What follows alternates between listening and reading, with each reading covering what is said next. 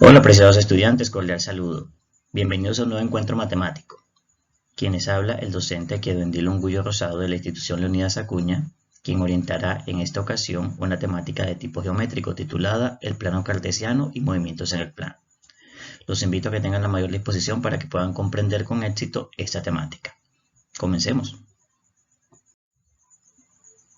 Muchas veces nos hemos preguntado qué es un plano cartesiano. Pues sencillo, son dos rectas numéricas, una horizontal y otra vertical, que se cortan perpendicularmente formando un ángulo de 90 grados en un punto llamado origen. El plano cartesiano tiene como finalidad describir la posición de puntos, los cuales se representan por sus coordenadas, que llamamos pares ordenados X y Y también sirve para analizar matemáticamente figuras geométricas. Hay un dato importante, es que el nombre del plano cartesiano se debe al filósofo y matemático francés René Descartes. Como observan en la animación, el plano cartesiano está dispuesto por las dos rectas numéricas, horizontal y vertical, su respectiva numeración. El eje horizontal se llama eje de las X, el eje vertical eje de las Y, el punto de corte se llama centro o origen y está dividida en 4 cuadrantes. Hablemos un poquito más a fondo sobre el plano cartesiano. Para eso es necesario conocer sus partes. Como hablábamos ahorita, el plano cartesiano tiene dos rectas principales que son la del eje vertical y el eje horizontal. La del eje vertical es llamado eje de las X o eje de las ordenadas y la del eje horizontal es llamado eje de las X o eje de las abscisas. Recordemos que el punto donde se cortan las dos rectas es llamado centro u origen. Tenemos que recordar además lo siguiente, como vimos en la imagen anterior, que cuando se hace este cruce de las dos rectas se forman 4 cuadrantes. Tenemos el cuadrante número 1, el cuadrante número 2, el cuadrante número 3 y el cuadrante número 4. Generalmente están representados por números romanos. Entonces, hay que tener en cuenta lo siguiente, que las coordenadas en el primer cuadrante, las X van a ser positivas y las Y también. En el segundo cuadrante vamos a tener en cuenta de que las X van a ser negativas y las Y van a ser positivas. En el tercer cuadrante vamos a tener que las coordenadas ambas van a ser negativas, tanto las X como las Y. Y para el último cuadrante, para el cuarto cuadrante, vamos a tener en cuenta de que las Y son negativas y las X son positivas. En conclusión, vamos a poder decir lo siguiente, que todo lo que va hacia arriba del centro o hacia la derecha es positivo y todo lo que va a la izquierda del centro o hacia abajo del centro es negativo. Ahora se nos hace sumamente necesario aprender a ubicar un punto en el plano cartesiano. Para ubicar un punto P cualquiera de la coordenada X y Y, recuerden que X siempre se coloca primero y Y después, en el plano cartesiano podemos seguir los siguientes pasos. Primero, nos posicionamos en el centro. Siempre nos ubicamos en el centro. Luego, debemos avanzar lo que diga el eje de las X. La cantidad que diga el eje de las X, o sea, hacia la derecha o hacia la izquierda. Y posteriormente, dependiendo si el número es positivo o negativo respectivamente. Y luego de estar ubicado en el punto que llegamos, hacemos lo mismo pero hacia arriba o hacia abajo, dependiendo también si el número sea positivo o negativo. Miremos los ejemplos que están aquí planteados rapiditos. Tenemos el punto A, que tiene aquí la coordenada menos 5,4. Recordemos que el primer valor representa la X y que el segundo valor representa la Y. Entonces, primero que todo nos ubicamos en el centro, aquí. Y luego vamos a caminar lo que dice X. Como dice menos 5, debemos caminar hacia la izquierda 5 unidades. Aquí está, nos ubicamos en menos 5 unidades.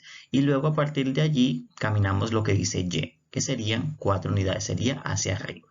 Donde llegamos, ubicamos el punto y esa es la coordenada que estamos ubicando del punto A. Lo mismo pasa con el otro ejemplo, que dice la coordenada del punto B 6, menos 3. Recordemos nuevamente que el primer valor hace referencia a las X y que el segundo valor hace referencia a las Y. Entonces hacemos nuevamente el mismo procedimiento. Nos ubicamos en el centro y de allí partimos. ¿Cuánto vamos a caminar en X? Vamos a caminar 6 unidades. Como está positivo, debemos de caminar hacia la derecha. Y de allí, desde ese punto de llegada, vamos a caminar ¿cuánto en Y? 3 negativos, o sea que vamos para la parte inferior.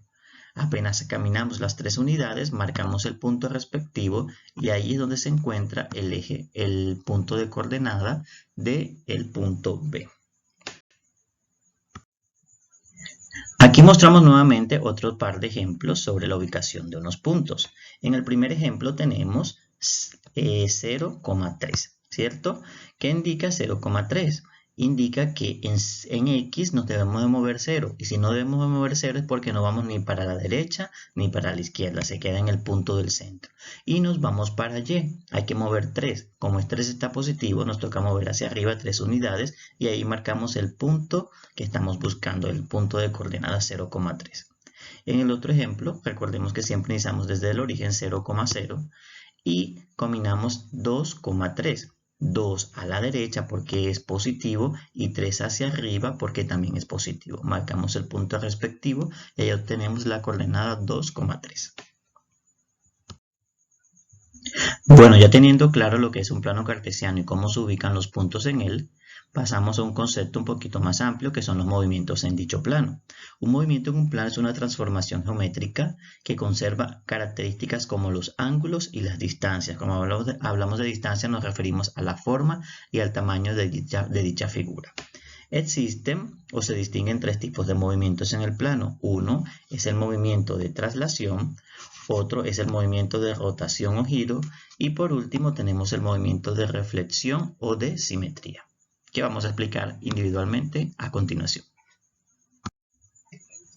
Cuando hablamos de la traslación, hacemos referencia al desplazamiento que hace todo un conjunto de puntos de un lugar a otro en línea recta. Si hablamos de línea recta, tenemos que tener en cuenta que se va a conservar el tamaño, la forma y el sentido de orientación que tiene la figura inicial. Miremos el ejemplo que está aquí debajo. Dice, si hablamos de traslación, significa mover esta figura del triángulo sin cambiar su forma ni tamaño. Si se dan cuenta, la figura fue trasladada a su derecha y la forma sigue siendo igual, su tamaño sigue siendo igual. Para hacer una traslación tenemos que tener en cuenta las siguientes características, que son la dirección, que puede ser que el desplazamiento pueda ser horizontal, vertical u oblicuo o inclinado. Tenemos que tener en cuenta el sentido, ya sea que si vaya hacia la derecha, hacia la izquierda, hacia arriba o hacia abajo también. Y la magnitud del desplazamiento, porque tenemos que tener en cuenta cuántas unidades se desplaza dicha figura, ya sea desde su posición inicial hasta llegar hasta su posición final. Cuando hablamos de traslación tenemos que tener en cuenta que siempre se nos va a presentar un vector que se representa por una flecha. El vector nos va a indicar las cantidades que tenemos que desplazarnos y también el sentido en el cual tenemos que hacerlo. Por ejemplo, miremos aquí que la letra F se está desplazando en un sentido sur oriental, una cantidad específica, que en las figuras hay que marcar unos puntos en cada vértice con una letra. Aquí puede ser P, este puede ser Q, este puede ser R, y cuando creamos el nuevo, cuando trasladamos la figura, este se marca también, pero con una denotación principal de una figura nueva con la connotación prima, que es la comilla que observamos aquí en esta parte. Lo mismo para cada uno de los puntos restantes. Si observamos esta figura que está aquí a la derecha, se observa cómo se da el proceso de traslación. La figura se está moviendo hacia la izquierda y hacia abajo, siguiendo un patrón específico. Interesante, ¿cierto?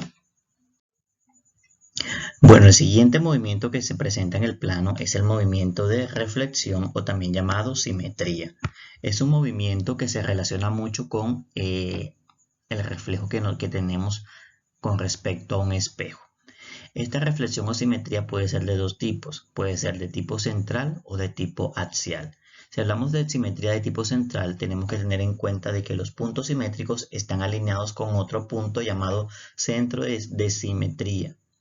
Miremos aquí esto. Esta es la figura inicial, esta que está a la derecha debajo. Y este es el punto que genera el centro de simetría. A partir de ese punto se van a trazar todos los vértices y van a pasar por ese punto. Y de ahí de esa forma se va a formar la nueva figura simétrica a la que tenemos como inicial de referencia. ¿Listo? Ahora, ¿cuál es el tipo de simetría axial? Los puntos simétricos estarán perpendiculares a una recta, en este caso ya no es un punto sino una recta llamado eje de simetría. Ojo, eje de simetría se llama esta recta. Y al igual que la distancia con respecto al eje. ¿Cómo así que la distancia?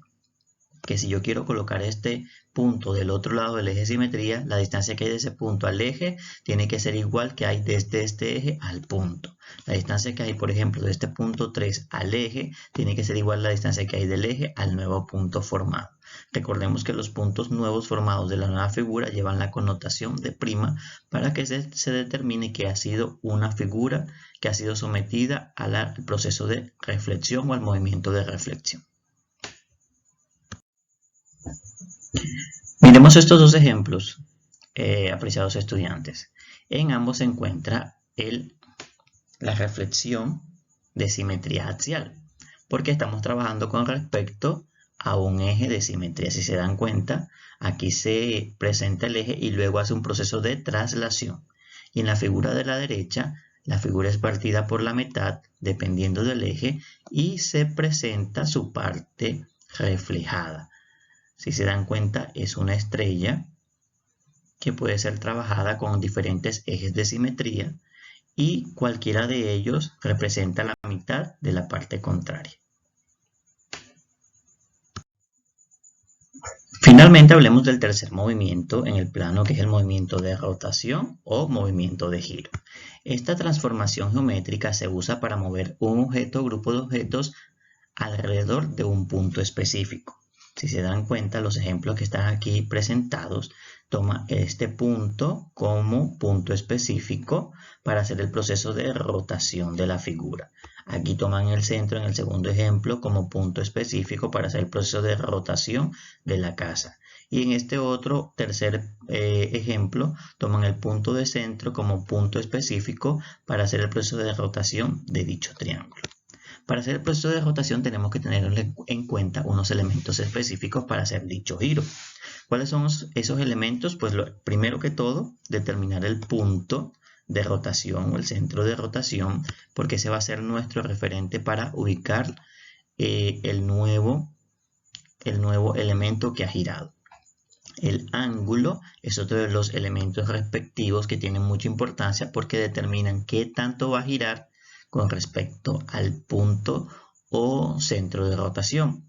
Recordemos de que los ángulos de giro pueden ser positivos o pueden ser negativos. Si van en el sentido de la rotación, como vemos a continuación el elemento que está debajo, el sentido de la rotación. Si el sentido va en las manecillas del reloj, se dice que el giro es negativo o con sentido negativo. Por el contrario, si va en contra de las manecillas del reloj, o sea, hacia la izquierda, quiere decir que el giro tiene un sentido positivo. Que quede claro eso. Entonces miremos aquí el ejemplo que está aquí en el cuadro. El punto centro de rotación es este O.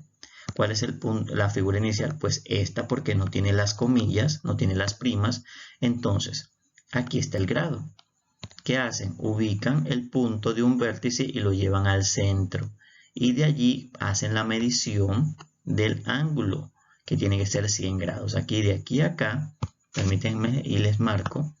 De aquí a aquí tiene que haber un ángulo de 100 grados, porque es el ángulo que vamos a tener en cuenta para hacer el proceso de rotación. Lo mismo se debe hacer con cada uno de los vértices. Con el punto B se hace lo mismo, se hace el ángulo. Con el punto A se hace lo mismo y se traza la nueva figura. Como pueden observar, en estas dos figuras se está realizando un proceso de rotación o de giro. En el primer ejemplo se observa cómo el triángulo ha girado varias veces para obtener diferentes formas y luego se está presentando un proceso de traslación de las mismas. Ahora, tenemos en la figura de la derecha, también tenemos un proceso de rotación con respecto a un punto central o al centro de rotación. Ese es el centro que vamos a tener en cuenta para realizar el proceso respectivos y los ángulos según los ángulos establecidos en dicho proceso de rotación o giro. Bueno, mis queridos estudiantes, damos por finalizada esta temática. Espero que esta corta explicación les sirva de orientación inicial para el desarrollo de sus actividades del plan número 5, cuya temática es el plano cartesiano y movimientos en el plano.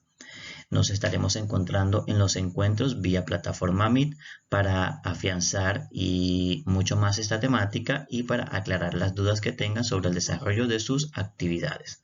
Muchas bendiciones para todos y muchas gracias nuevamente. Se cuidan. Bye.